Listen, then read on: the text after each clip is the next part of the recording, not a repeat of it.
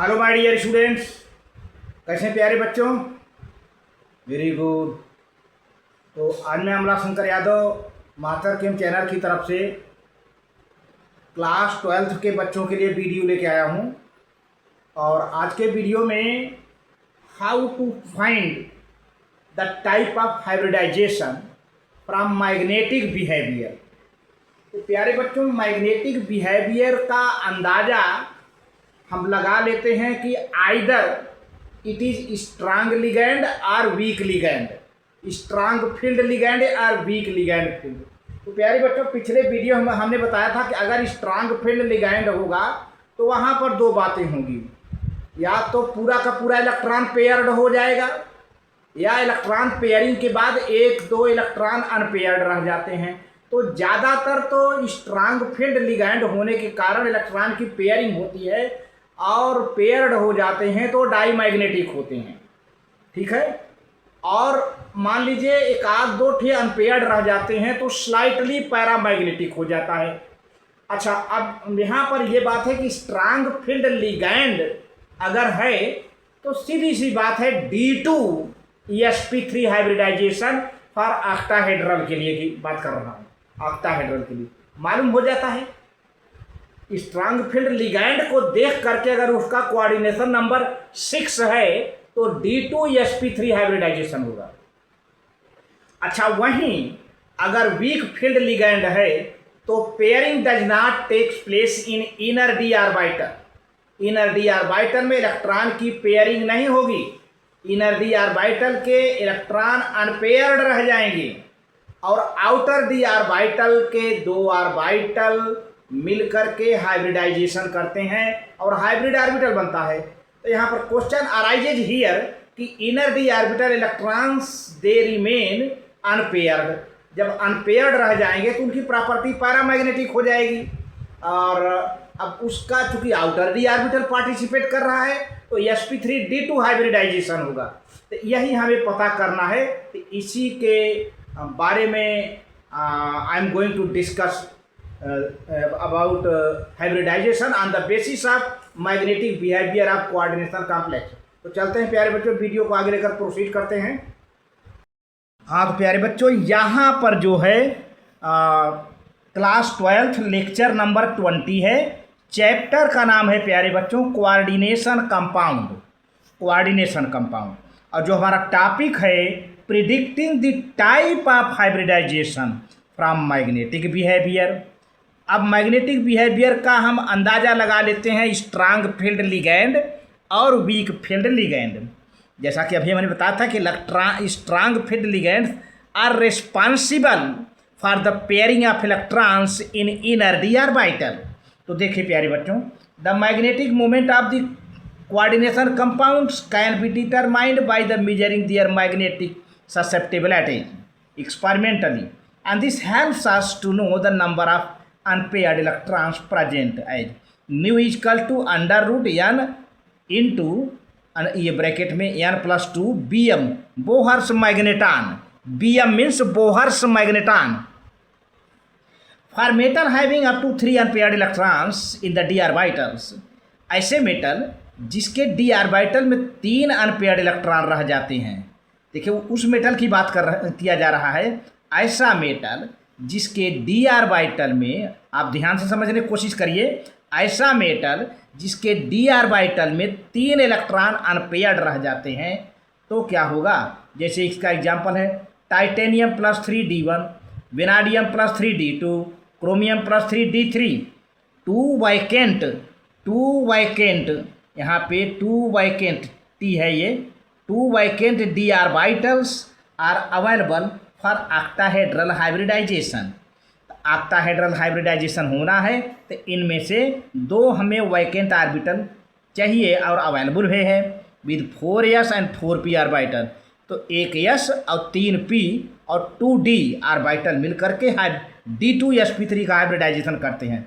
Orbitals their magnetic moment are found to be corresponding 1, 2, 3 unpaired electrons respectively. तो प्यारे बच्चों, titanium में 1 electron unpaired है, वेनाडियम में 2 इलेक्ट्रॉन है और क्रोमियम में 3 इलेक्ट्रॉन अनपेयर्ड हैं। अच्छा, अब ये तो ऐसी बात हो गई है ना, टाइटेनियम, वेनाडियम, क्रोमियम, यहाँ तो 3 इलेक्ट्रॉन पेयर हैं। लेकिन अब उस मेटल की बात करने जा रहा हूँ जहाँ 3 से ज़्यादा अनपेयर्ड इलेक्ट्रॉन हैं। 3 से ज़्यादा, तो उसकी बात क्या होगी? फॉर मेटल आयंस, ये तीसरा पॉइंट बहुत इंपॉर्टेंट है प्यारे बच्चों, कंपार्टमेंट एग्जामिनेशन में आ चुका है और इस बार भी आया है। तो metal ions containing more than 3 unpaired electron, अगर ऐसे मेटल आयन जिसमें 3 से ज़्यादा अनपेयर्ड इलेक्ट्रॉन होंगे तो उसकी कहानी क्या होगी? In the D orbitals, D orbital में 3 से ज़्यादा इलेक्ट्रॉन होंगे तो 2 empty D orbitals can be made available for only. तो इस 2 डी ऑर्बिटल हमको एम्प्टी चाहिए जिससे कि ऑक्टाहेड्रल हाइब्रिडाइजेशन हो, available only if 3d electrons pair up, जबकि इनर 3d ऑर्बिटल पेयरिंग होगी। अब पेयरिंग कब होगी भाई?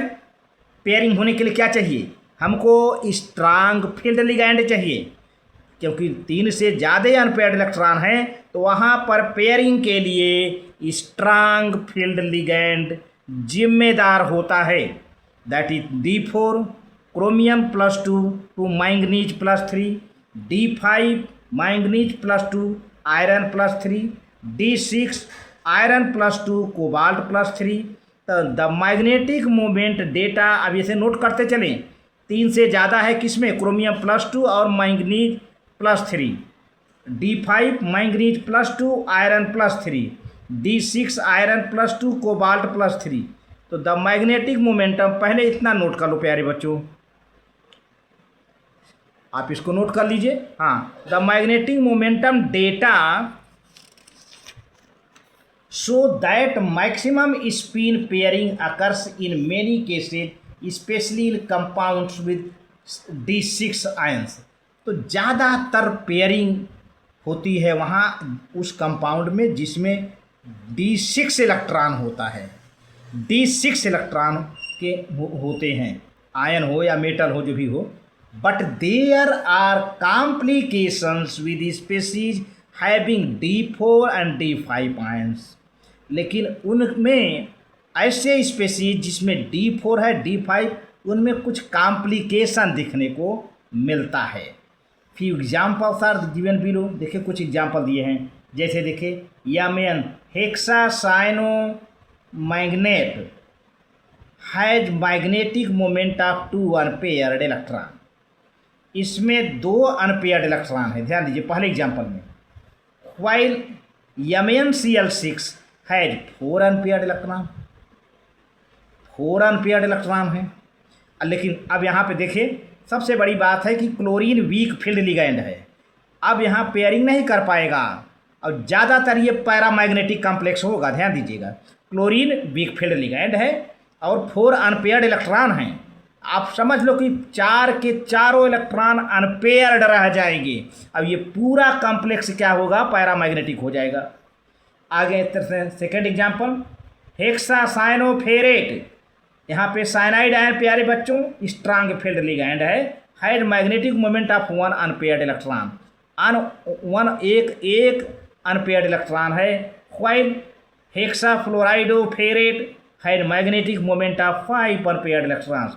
इस आयरन में प्यारे बच्चों जो है 5 अनपेयर्ड इलेक्ट्रॉन है, हाईली पैरामैग्नेटिक होगा, हाईली पैरामैग्नेटिक होगा क्योंकि इसकी पेयरिंग हो ही नहीं पाएगी।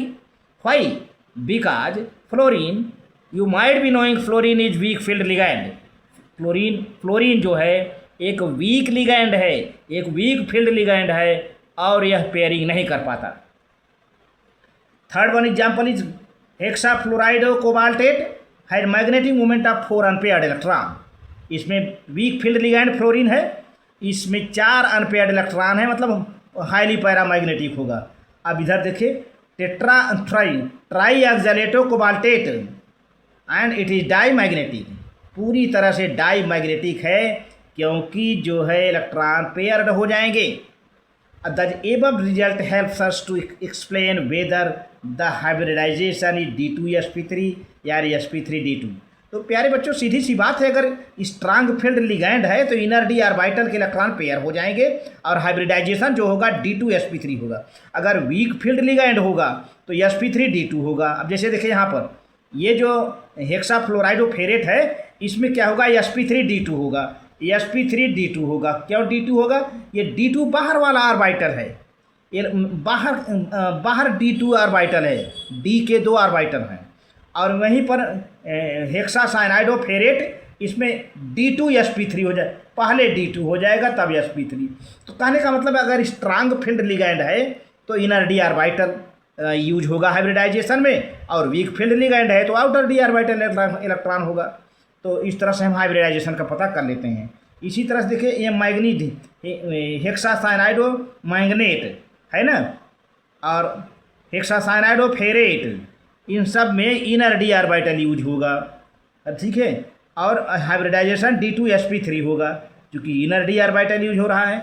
वहीं पर हेक्साक्लोराइडो मैग्नेट, देखिए बहुत ध्यान से देखिए यहाँ पर लिखा हुआ है प्यारे बच्चों, ये है हेक्साक्लोराइडो मैग्नेट, ये देखिए वीक फील्ड लिगैंड है ना, तो sp3d2 होगा यहाँ पर। अब ये वाला देखिए जरा सा हेक्साफ्लोराइडोफेरेट, यहाँ पर भी sp3d2 होगा। हेक्साफ्लोराइडो कोबाल्टेट, यहाँ पर भी sp3d2 होगा। तो हैविंग sp3d2 हाइब्रिडाइजेशन माने जिसमें वीक फील्ड लिगैंड होगा तो आउटर डी ऑर्बिटल होगा, sp3d2 होगा। जिसमें स्ट्रांग फील्ड लिगैंड होगा तो पहले d2 होगा, यानी इनर डी ऑर्बिटल यूज होगा D2sp3। तो प्यारे बच्चों आज के वीडियो में बस इतना ही। वेरी गुड, थैंक यू, आप इसे नोट कर लें, बहुत बढ़िया।